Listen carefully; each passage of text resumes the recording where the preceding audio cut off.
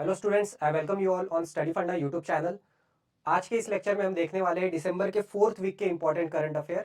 आज का वीडियो इसलिए भी स्पेशल होने वाला है क्योंकि इसमें हमने किया है डिटेल्ड एनालिसिस। एनालिसिस किस चीज़ का? हमने जितने भी इंपॉर्टेंट पीवाईक्यूज है उस करंट अफेयर से रिलेटेड जो भी हम न्यूज़ पढ़ेंगे उसके ऊपर जो भी इंपॉर्टेंट क्वेश्चंस यूपीएससी ने फ्रेम किया है हम वो भी आज पढ़ने वाले हैं। और हम बहुत सारी चीज़ें ये सीख सकते हैं उससे कि हाँ यार, हम कोई भी अगर न्यूज़ अगर पढ़ रहे हैं तो हमें कौन कौन से डायमेंशंस उसके देखने हैं।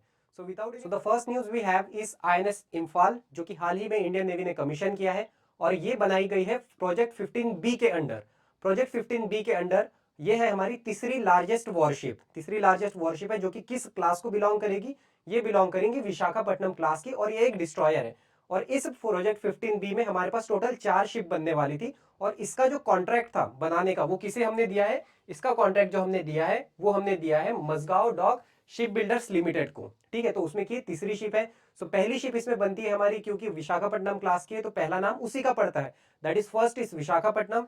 Second ship of this class is INS Murmu Goa. ठीक है, आईएनएस मुर्मू गोवा जो कि 2021 और 2022 में कमीशन हुई थी। और ये है हमारे पास आईएनएस इम्फाल जो कि हमारी नॉर्थ ईस्ट की कैपिटल के ऊपर रखा गया है। और इसके साथ ही जो चौथी शिप आने वाली है प्रोजेक्ट 15B के अंडर में वो होने वाली है हमारी आईएनएस सूरत। ठीक है, आईएनएस सूरत ये हमारी चौथी वॉरशिप होने वाली है। So that is all about INS Imphal. अब आईएनएस इम्फाल के बेसिस पे अगर कोई भी शिप हमारी नेवी की कंडक्ट हो रही है, कमीशन हो रही है, उसे कलर मिल रहा है या डीकमीशन हो रहा है, तो इसके ऊपर बहुत बार ऑलरेडी क्वेश्चन पूछा जा चुका है। यूपीएससी ने वेरियस एग्जाम्स ने सीडीएस हो, एनडीए हो, सीएपीएफ में किस तरीके के क्वेश्चन पूछे वो हम यहाँ पे देखने वाले हैं। सो यहाँ पे हमें दिखता है that Indian Navy commission it first advance light helicopter squadron at Kochi in November 2013। ठीक है, नवंबर 2013 में जो एक एडवांस लाइट हेलीकॉप्टर हमने कमीशन किया था तो वो कौन सा था? ठीक है, आंसर आपका सही गलत हो ये फिलहाल मैटर नहीं करेगा क्योंकि हम देख रहे हैं यार कि किस तरीके से क्वेश्चन फ्रेम हो रहा है। ठीक है, वो क्या पूछता है यूपीएससी। वैसे ही हमने दूसरा क्वेश्चन यहाँ पे 2017 का है, सीडीएस 2017 का। Indian Navy in October 2016 commission the highly manoeuvrable fast attack craft INS Tihayu. ठीक है, आईएनएस तिहाऊ वो जी कहाँ पे बेस्ड होगा वो? ठीक है, कहाँ पे बेस्ड होगा? सो वही है कि कमीशन हुआ है। ठीक है, यहाँ पे भी हम देखते हैं कि कमीशन हुआ है। Next again in NDA 2022 which of the following Indian naval ship were D commission. अब यहाँ पे डी कमीशन कौन हुआ है? तो ये हमारे ऑप्शन है। तो जितने भी न्यूज आते हैं न्यूज नेवी के, एयरफोर्स के, ठीक है, जो भी हम इंडक्ट कर रहे हैं, डी कमीशन हो रहे हैं, इसके ऊपर आपको स्पेशल मेंशन करना है। Then there is one more, which of the following frontline destroyer of Indian Navy was decommission in May 2019। ठीक है, अगेन कौन सा शिप डीकमीशन हुआ है? तो आप इस तरीके से इतनी डिटेल आपको पता होनी चाहिए। नेक्स्ट हमारे पास और एक न्यूज है जो कि नेवी से रिलेटेड है, दैट इज आईएनएस शिवाजी, जिसे क्या मिला है? वीर चक्र ऑफ 1971 वॉर हीरो। सो 1971 का जो युद्ध था हमें पता है, बांग्लादेश लिबरेशन वॉर जिसे हम कहते हैं।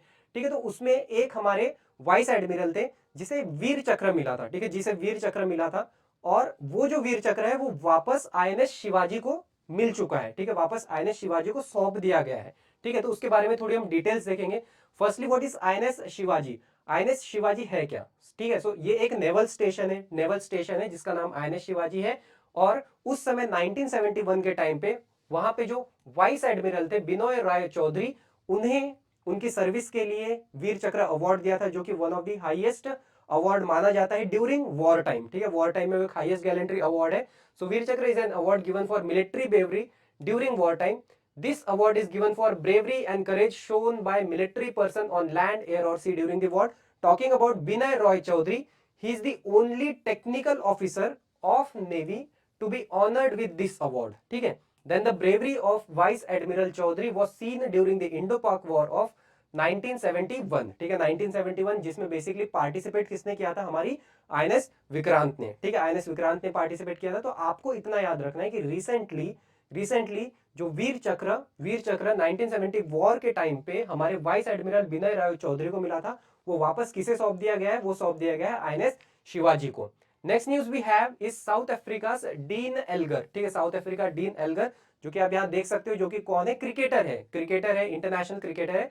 हाल ही में उन्होंने रिटायरमेंट अनाउंस किया है। ठीक है, रिटायरमेंट अनाउंस किया है। अब इसके ऊपर क्वेश्चन कैसा आ सकता है? क्वेश्चन यूपीएससी हमसे ये पूछ सकता है कि जो डीन एल्गर था, ठीक है, जिन्होंने रिसेंटली रिटायरमेंट लिया है, वो किस स्पोर्ट्स को बिलोंग करते हैं? ठीक है, किस स्पोर्ट्स को बिलोंग करते हैं? या जो कि क्रिकेटर है तो वो किस कंट्री को बिलोंग करते हैं, ये सारी चीजें पूछ सकता है। क्वेश्चन इसके ऊपर कैसे आया हुआ है पहले, ठीक है, क्वेश्चन इसमें हम देखते हैं कि who among the following cricketer, CAPF 2018 का क्वेश्चन है, who among the following cricketer has announced his retirement from international cricket, ठीक है, तो इस तरीके क्वेश्चन आ चुके हैं। Then who among the following retired test cricket by bagging wicket on the last ball of his career, इसमें से कौन था जिसने अपने लास्ट बॉल पे अपने आखिरी मैच में आखिरी बॉल पे विकेट लिया है, तो वो कौन थे। अगेन तो जो भी छोटी छोटी माइन्यूट डिटेल होती है ये आपको याद करना है। ये तो करंट अफेयर के क्वेश्चन है, ठीक है, 2012, 14, 17, इनके आंसर जरूरी नहीं है, ठीक है, आंसर बिल्कुल जरूरी नहीं है, बट हमें इससे सीखना है कि हम जो भी न्यूज पढ़ रहे हैं कौन कौन सी चीज हमें प्रॉपरली याद होनी चाहिए।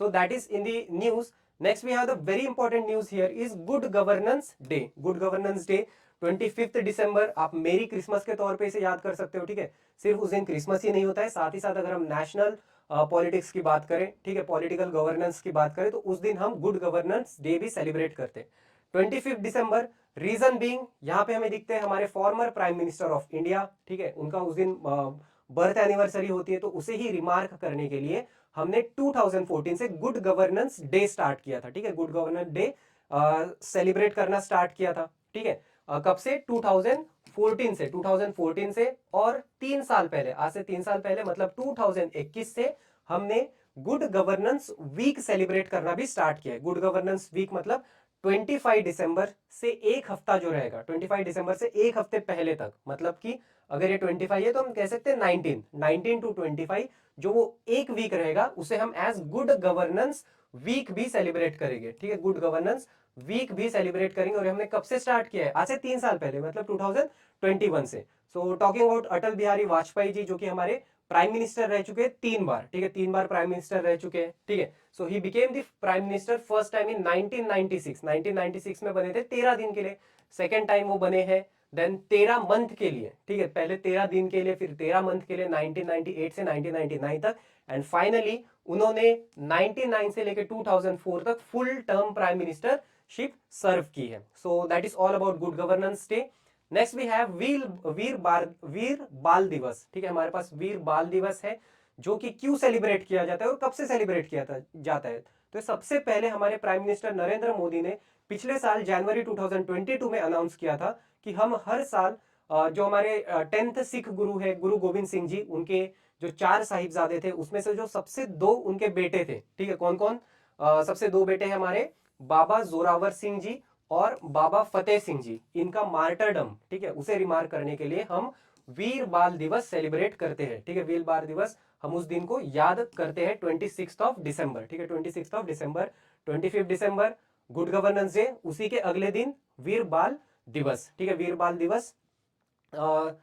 नेक्स्ट इसके ऊपर क्वेश्चन भी आ चुका है हमारा रिसेंटली 2022 में, देखो 2022 में ही हमने ये डे अनाउंस किया था, हमने मतलब हमारी गवर्नमेंट ने डे अनाउंस किया है और उसी साल ये क्वेश्चन पूछा गया है, तो इस बार इसका क्या है, सेकंड एडिशन हम कह सकते हैं या दूसरी बार हम सेलिब्रेट कर रहे हैं। Okay, so the government of India is decided to observe Veer Bal Diwas on कौन से दिन पे, so it is 26 December. Next we have one important report that is CEBR report. CEBR report publish कौन करता है, पब्लिश करती है कि यूके एजेंसी, ठीक है, यूके यूनाइटेड किंगडम लंदन की एक एजेंसी है जो कि रिपोर्ट पब्लिश करती है and it is a financial agency.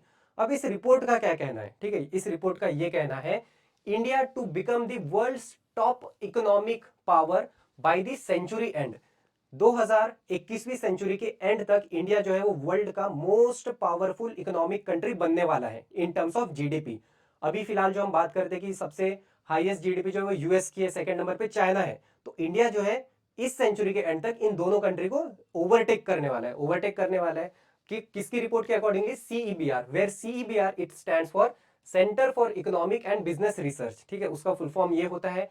Report ने यही बताया है कि जो हमारी जीडीपी है it will be 90% larger than China, ठीक है, चाइना से 90% लार्जर रहेगी और 30% लार्जर देन अमेरिका, ठीक है, अमेरिका यूएस की जीडीपी से 30% ज्यादा हमारी रहेगी और 90% ज्यादा रहेगी चाइना से ज्यादा, तो ओवरऑल इंडिया इकोनॉमी जो रहेगी वो टॉप मोस्ट बन जाएगी। ये सिर्फ सीईबीआर ही नहीं, हाल ही में जो गोल्डमैन सैक्स है, एक बहुत बड़ी रेप्यूटेड फाइनेंशियल एजेंसी है, उसका भी ये कहना था कि इंडिया जो है, India could become the world's second largest economy by 2075, ठीक है, 2075 तक इंडिया सेकेंड लार्जेस्ट बन जाएगी और एंड तक CEBR के अकॉर्डिंगली हम लार्जेस्ट इकोनॉमी बनने वाले हैं।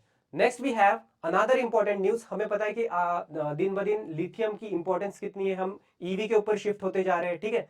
देन पावर बैंक्स, हर जगह जो है हम सस्टेनेबल डेवलपमेंट के साथ साथ लिथियम के ऊपर ज्यादा फोकस कर रहे हैं। और करंटली हम जो लिथियम पे डिपेंडेंट है, ठीक है, दो इंडिया में भी 2-3 जगह पे हमने लिथियम डिपॉजिट मिले हुए हैं, लिथियम रिजर्व्स हमने ढूंढी है, लेकिन हम उसे अभी फुल्ली एक्सप्लोर नहीं कर पा रहे हैं। तो हम अभी कैसे डिपेंडेंट है दूसरे कंट्री पे, स्पेशली चाइना पे। तो हम जो है India to acquire 5 lithium blocks in Argentina, India अभी हाल ही में क्या करने वाला है, अर्जेंटीना के साथ उसने डील की है कि हम वहां के 5 लिथियम रिजर्व्स को अक्वायर करने वाले हैं।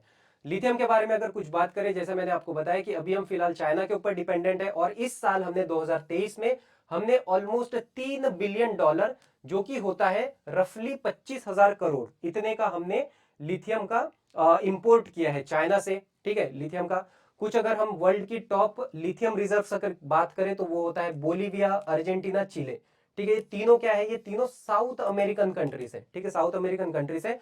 और इन तीनों टॉप 3 रिजर्व्स को मिला के हम लिथियम ट्राइंगल भी कहते हैं, ठीक है। साउथ अमेरिकन कंटिनेंट उसमें जो है 3 कंट्रीज है, कौन सी, चिले, अर्जेंटीना एंड बोलीविया, इन तीनों को मिला के हम लिथियम ट्राइंगल भी कहते हैं। क्वेश्चन अगर आ जाता है आपका, lithium which among the following country does not belong to lithium triangle, ठीक है, तो इन तीनों को छोड़ के जो बच जाएगा वो होगा लिथियम ट्राइंगल का नॉन मेंबर, ठीक है, वो उसका मेंबर नहीं रहेगा।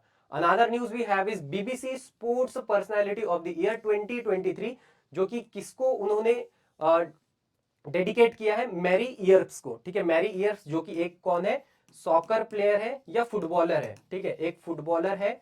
किस कंट्री को बिलोंग करती है, शी बिलोंग्स टू इंग्लैंड, ठीक है, इंग्लैंड कंट्री को रिप्रेजेंट करती है। और आपको पता होगा कि यूरोपियन कंट्रीज में फुटबॉल का कितना क्रेज है और साथ ही साथ वहां पे जो प्रीमियर लीग्स होते हैं उसका भी कितना क्रेज है। सो इंग्लैंड नेशनल को बिलोंग करती है, इंग्लैंड कंट्री को, और मैनचेस्टर यूनाइटेड के क्लब के तरफ से ये खेलती है। ओके, सो हुई शी, मैरी ईयर्स, जिसे मिला है BBC sports personality of the year award 2023। Another important news we have is Angola to quit OPEC. Angola जो कि है एक अफ्रीकन कंट्री, ठीक है, it is an African country. Angola, बात करें इसकी कैपिटल की, इसकी कैपिटल है Luanda and currency here is Angolan kwanza, Angolan kwanza. तो ये एंगोला की कंट्री और कैपिटल हो गई, करेंसी और कैपिटल होगी। नेक्स्ट, अब ये जो एंगोला कंट्री है, ये ओपेक एक ऑर्गेनाइजेशन है, इसने उसकी मेंबरशिप रिटर्न ले ली है, या ये उस ग्रुप को क्विट करने वाला है, उस ग्रुप को क्विट करने वाला है।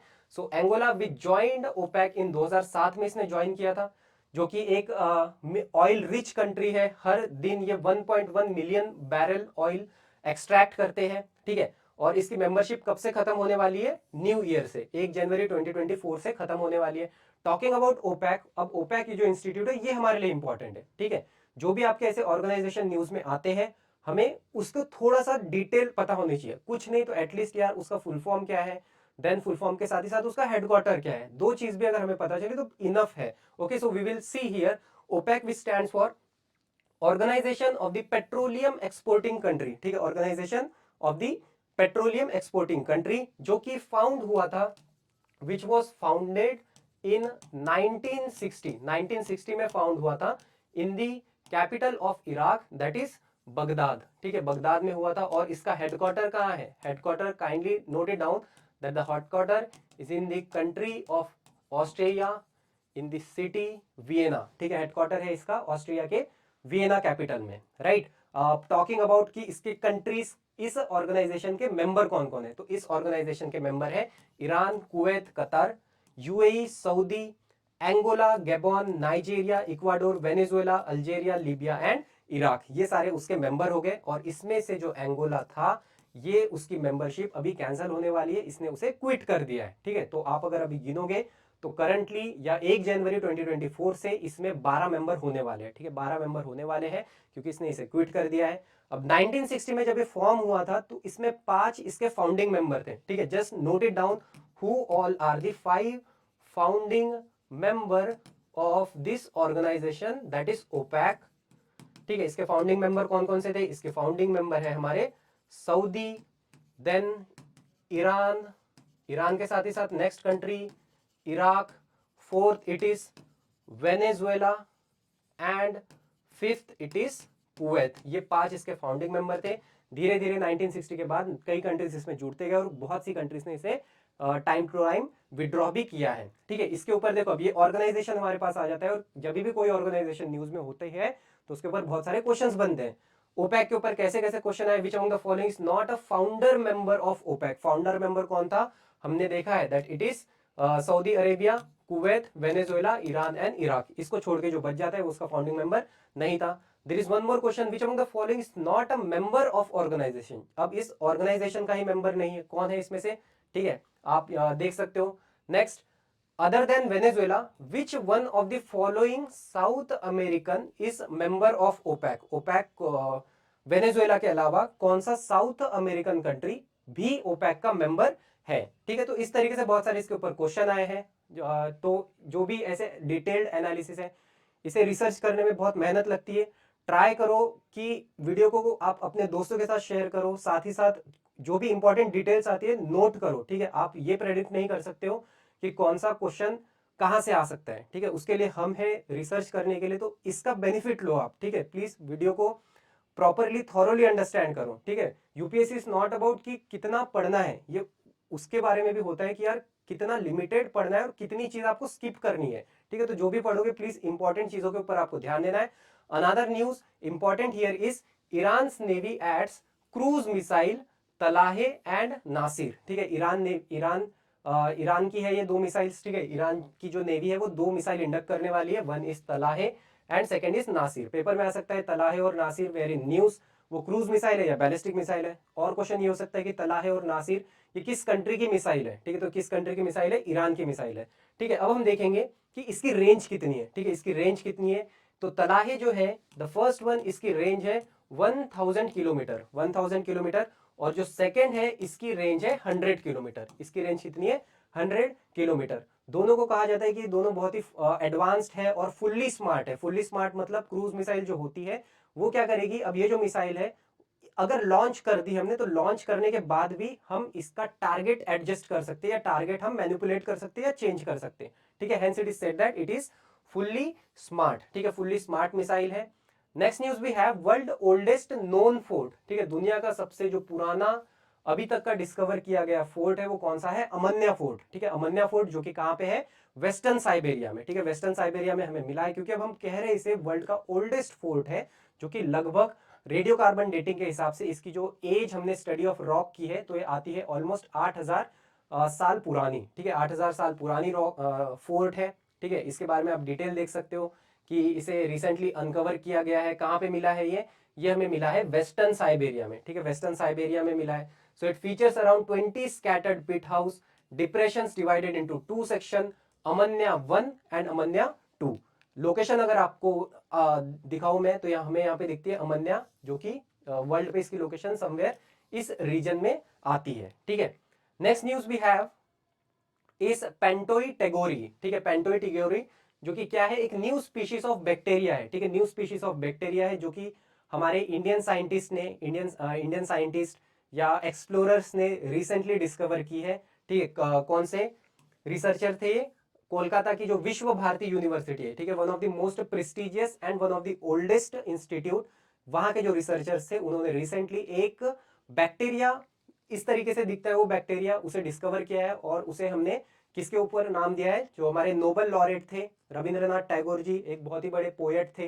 ठीक है, फिलोसोफर थे, थिंकर थे, जिन्होंने जिन्होंने नोबेल लॉरेट मिला है for his important work that is Gitanjali. ठीक है, गीतांजलि बुक के लिए जो कि कलेक्शन ऑफ पोएम था, उनके लिए उन्हें नोबेल लॉरेट भी मिला है। तो हमने उसके ऊपर इस बैक्टीरिया का नाम रखा है। याद करना है आपको, पेंटोई टेगोरी। ठीक है, पेंटोई टेगोरी किसके ऊपर नाम रखा है, रविंद्रनाथ टैगोर जी के ऊपर। अनादर इंपॉर्टेंट अवार्ड भी है जो कि फर्स्ट दिव्यांग स्पोर्ट अवार्ड रिसेंटली हमने अनाउंस किया गया है, हमारी गवर्नमेंट ने अनाउंस किया है। फर्स्ट दिव्यांग स्पोर्ट अवार्ड जो किसे मिलने वाला है, जो मिलने वाला है हमारे एक पैरालंपियन। ठीक है, जैवलिन थ्रोवर है ये, जैवलिन थ्रोवर जिसका नाम आपको पता होगा दैट ही सुमित अंतिल। और विमेन कैटेगरी में किसने मिलने वाला है, बेस्ट विमेन स्पोर्ट्स अवार्ड किसे मिलने वाला है, शीतल देवी को। ठीक है, शीतल देवी जो कि हाल ही में एक बहुत बड़ी इंस्पिरेशन थी, हमने इनके क्लिप्स देखे थे आर्चरी के, जो कि बहुत ही मोटिवेशनल थे। ठीक है, तो आप ये दोनों के नाम याद रखोगे। एक छोटा सा मेरा क्वेश्चन है, जो फर्स्ट दिव्यांग अवार्ड अभी रिसेंटली अनाउंस किया गया है, इसमें एक लाइफ टाइम अचीवमेंट अवार्ड भी मिला है। आपको ये बताना है कि वो लाइफ टाइम अचीवमेंट अवार्ड किस पर्सनैलिटी को मिला है। ठीक है, किस पर्सनैलिटी को मिला है। देखो ट्राई, अब मैंने आपसे पूछा है कि लाइफ टाइम अचीवमेंट अवार्ड, तो लाइफ टाइम अचीवमेंट अवार्ड एक न्यू प्लेयर को मिलेगा या किसी एक्सपीरियंस्ड लेजेंड को मिलेगा। ठीक है, तो ये आपके लिए एक हिंट है। तो ऑब्वियसली वो कोई पुराने ही प्लेयर हो गए, तो उसको हमने लाइफ टाइम अचीवमेंट अवार्ड मिला है। Next news we have Amrit Bharat train with push pull technology. हमने recently Amrit Bharat train launch की है। ठीक है, जिस पुश पुल टेक्नोलॉजी पे वर्क करने वाली है, जिससे होगा क्या, जिससे स्पीड एनहांस होगी, जो शॉक्स होते हैं, शॉक एब्जॉर्बर्स, वो और प्रॉपरली कम करेंगे। ठीक है, वाइब्रेशंस, डैम्पनेस, ये सारी उससे रिड्यूस होगी। अब ये चलने कहां से कहां तक वाली है, ठीक है, कहां से कहां तक चलने वाली है, तो ये चलने वाली है, ये ट्रेन हमारी चलने वाली है फ्रॉम होली सिटी अयोध्या से दरभंगा। ठीक है, जो विच इज इन बिहार। सो अयोध्या से दरभंगा तक ये चलने वाली है। कौन सी ट्रेन है, ट्रेन का नाम क्या है, अमृत भारत ट्रेन।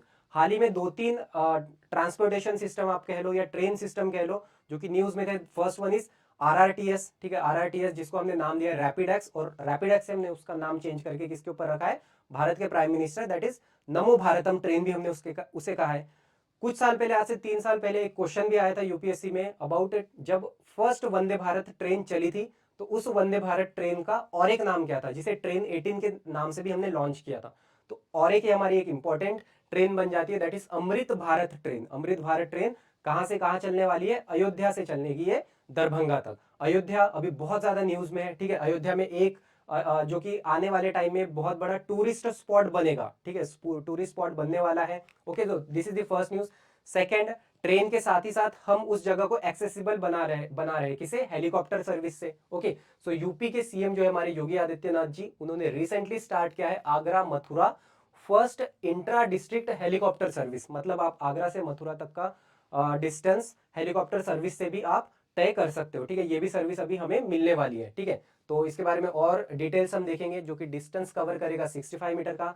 हार्डली आधा घंटा लगेगा वहां से वहां तक कवर करने में। Okay, talking about some international airports of Uttar Pradesh, तो हमारे पास 3 इंपॉर्टेंट एयरपोर्ट्स हैं। The first one is Chaudhary Charan Singh international airport. Second, Lal Bahadur Shastri international airport which is in Varanasi. Kushinagar international airport which is in Kushinagar. और हम नए इंटरनेशनल एयरपोर्ट भी बना रहे हैं। ठीक है, उत्तर प्रदेश में कौन कौन से बना रहे हैं अभी, तो हम बनाने वाले हैं जेवर इंटरनेशनल। ठीक है, then Gautam Buddh Nagar which is in Gautam Buddh Nagar, then Taj international airport which is in Greater Noida, Maryada Purushottam Shri Ram international airport Ayodhya. तो ये जो है, ये आने वाले समय में ये एयरपोर्ट, इंटरनेशनल एयरपोर्ट, ये बनकर रेडी हो जाएंगे। अब यहाँ पे जो लास्ट हमारा एयरपोर्ट है, विच इज मर्यादा पुरुषोत्तम श्री राम इंटरनेशनल एयरपोर्ट। अब थोड़ा सा गवर्नमेंट को लगा कि यार ये नाम थोड़ा बड़ा है, तो हमने अगेन इसे, और इसका भी नाम हमने चेंज कर दिया। ठीक है, इसका नाम हमने चेंज करके क्या रख दिया है, इसका नाम चेंज करके हमने रख दिया महर्षि वाल्मीकि एयरपोर्ट। ठीक है, महर्षि वाल्मीकि एयरपोर्ट। तो हमने वही हमारी अगली न्यूज बनती है कि मर्यादा पुरुषोत्तम श्री रामचंद्र एयरपोर्ट जो है, उसका हाल ही में हमने नाम चेंज किया है। किस पे, जिन्होंने वो गाथा लिखी थी, महर्षि वाल्मीकि ने। ठीक है, महर्षि Valmiki airport. Last question Ayodhya से ही रिलेटेड है, जो आप मुझे बताओगे। अब हमने देखा है कि यार एयरपोर्ट का नाम चेंज हो गया, और रिसेंटली अयोध्या जो है उस रेलवे स्टेशन का भी नाम चेंज हुआ है। अयोध्या रेलवे स्टेशन का नाम चेंज होके जो नया नाम है, ये आप कमेंट सेक्शन में बताओगे। सो that is all about today session. ये थे हमारे दिसंबर के चौथे वीक के इंपॉर्टेंट करंट अफेयर। हमने वीकली बेसिस पे पूरा मंथ कवर किया है। ये वो करंट अफेयर थे जो वेल रिसर्च्ड करंट अफेयर थे, जो कि हमने क्वेश्चंस पिछले 5 साल 10 साल के एनालिसिस करके, जितने भी हॉट टॉपिक्स होते वो हमने ट्राई किया कि आपको कम टाइम में हम कैसे ज्यादा बेटर न्यूज आप तक पहुंचाएं। प्लीज इस वीडियो सीरीज का प्रॉपर बेनिफिट लीजिए, अपने दोस्तों के साथ शेयर कीजिए, और आपके जो भी सजेशंस हो सकते हैं वो भी आप हमसे शेयर कर सकते हो। इसका वीडियो, सारे लेक्चर्स का वीडियो, अभी तक हमारे 4 लेक्चर्स हुए, उन सभी को आप टेलीग्राम ग्रुप ज्वाइन करके आप वहां से इसके पीडीएफ पीपीटी डाउनलोड कर सकते हो। सो that is all for today session. Study well, have a good day. जय हिंद।